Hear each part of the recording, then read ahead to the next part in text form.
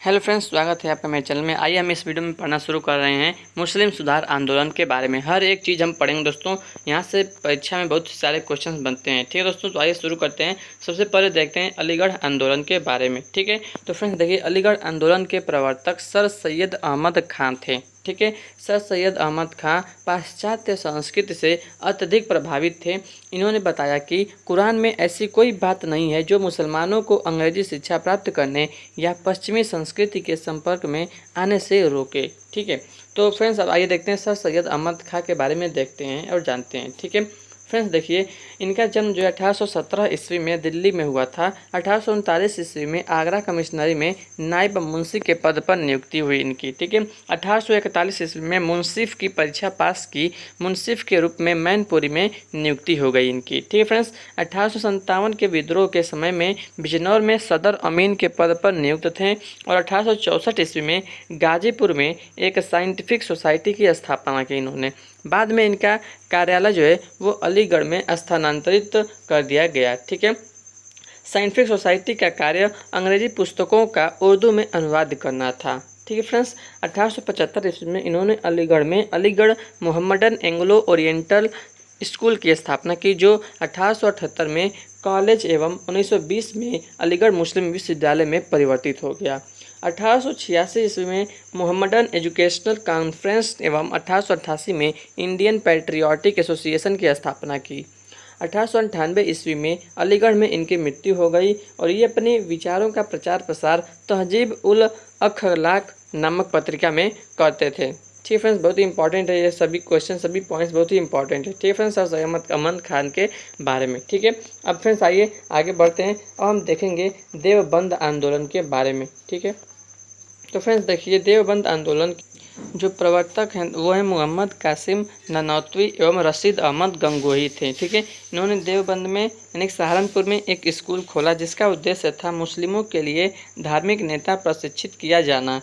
Deoband school में अंग्रेजी शिक्षा एवं पाश्चात्य संस्कृति पूर्णतः वर्जित थी। इस आंदोलन के दो मुख्य उद्देश्य थे। पहला, मुसलमानों में कुरान एवं दहीस की शुद्ध शिक्षा का प्रसार करना और दूसरा, ब्रिटिश शासकों के विरुद्ध जिहाद यानी कि धर्म युद्ध की भावना जीवित रखना। ठीक है, देवबंद आंदोलन अलीगढ़ आंदोलन के विरुद्ध था। देवबंद आंदोलन ने कांग्रेस की स्थापना का स्वागत किया, जबकि अलीगढ़ आंदोलन कांग्रेस एवं हिंदुओं का विरोधी था। ठीक फ्रेंड्स, अब आइए देखते हैं अहमदिया आंदोलन के बारे में। अहमदिया आंदोलन के प्रवर्तक मिर्जा गुलाम अहमद थे। इन्होंने पंजाब में कादियान नामक स्थान से 1889 में यह आंदोलन प्रारंभ किया। यह आंदोलन उदारवादी सिद्धांतों पर आधारित था। इन्होंने अपने ग्रंथ बहरीन ए अहमदिया में अपने सिद्धांतों का वर्णन किया है। 1891 में मिर्जा गुलाम अहमद ने अपने आप को मसीह उल मऊद अर्थात मसीहा घोषित किया। 1904 में इन्होंने अपने आप को श्री कृष्ण का अवतार घोषित किया। ठीक है, अब दोस्तों आइए अब आगे देखते हैं। अब महत्वपूर्ण तथ्य हम जानेंगे। ठीक है, तो फ्रेंड्स देखते हैं महत्वपूर्ण तथ्य क्या क्या है। स्वामी विवेकानंद ने ज्ञान योग, कर्म योग तथा राजयोग नामक पुस्तकें लिखी। याद रखिए दोस्तों, कौन कौन सी पुस्तकें लिखी हैं? स्वामी विवेकानंद ने ज्ञान योग, कर्म योग, राजयोग। ठीक है, पूछ सकता है कि कौन सी पुस्तकें जो है स्वामी विवेकानंद ने लिखी हैं। ठीक है, उसके बाद देखिए, बहुजन समाज का संस्थापक मुकुंद राव पाटिल एवं शंकर राव जाधव ने 1910 के बाद की थी।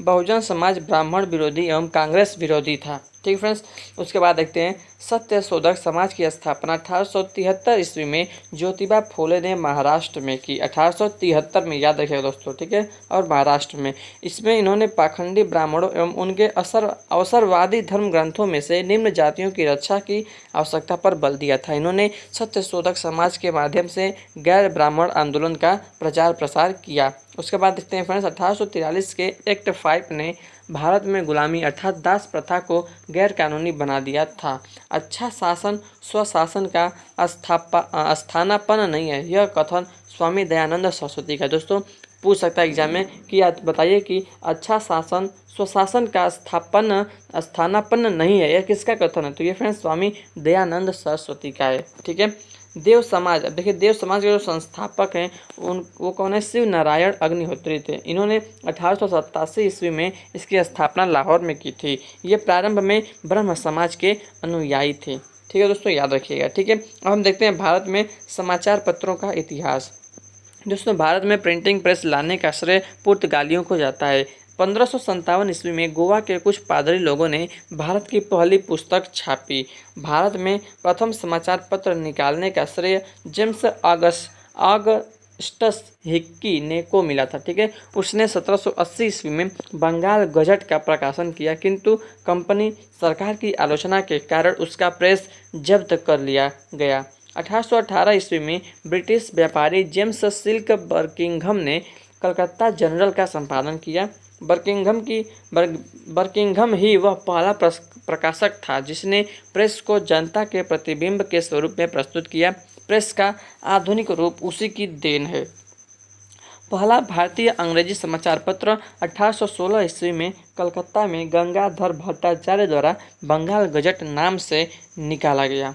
ठीक है दोस्तों, आइए अब देखते हैं ब्रिटिश भारत के प्रमुख समाचार पत्र। ठीक है फ्रेंड्स, देख सकते हैं यहाँ पर क्या क्या दिया, प्रकाशन वर्ष है, पत्र पत्रिका है, संस्थापक, स्थान, भाषा। तो दोस्तों पहले हम ना जो है केवल पत्र पत्रिका देख लेते हैं और उसके संस्थापक कौन है वो देख लेते हैं। ठीक है ना, देखिए पहला है बंगाल गजट जिसके संस्थापक जे.के. हिक्की थे। प्रकाशन वर्ष है 1780। ठीक है, उसके बाद है दिग्दर्शन। दोस्तों इसके जो है संस्थापक हैं मार्शमैन 1818 में।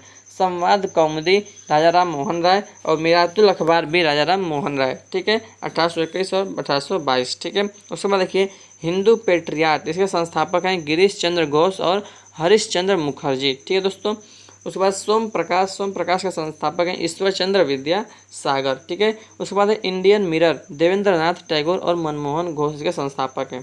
केवल हम संस्थापक देखेंगे। ठीक है दोस्तों, देखिए टाइम्स ऑफ इंडिया दोस्तों अंग्रेजी प्रेस संस्थापक हैं। ठीक है, उसके बाद अमृत बाजार पत्रिका, इसके संस्थापक मोतीलाल घोष और शिशिर घोष।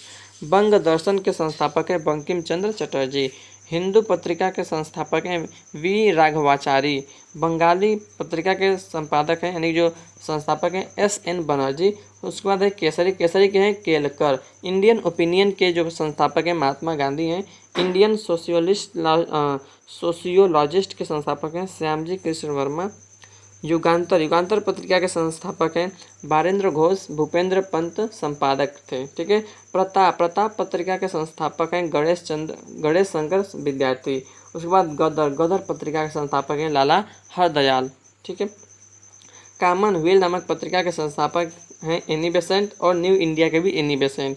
इंडिपेंडेंट के जो संस्थापक हैं मोतीलाल नेहरू। नवजीवन और यंग इंडिया के संस्थापक हैं महात्मा गांधी।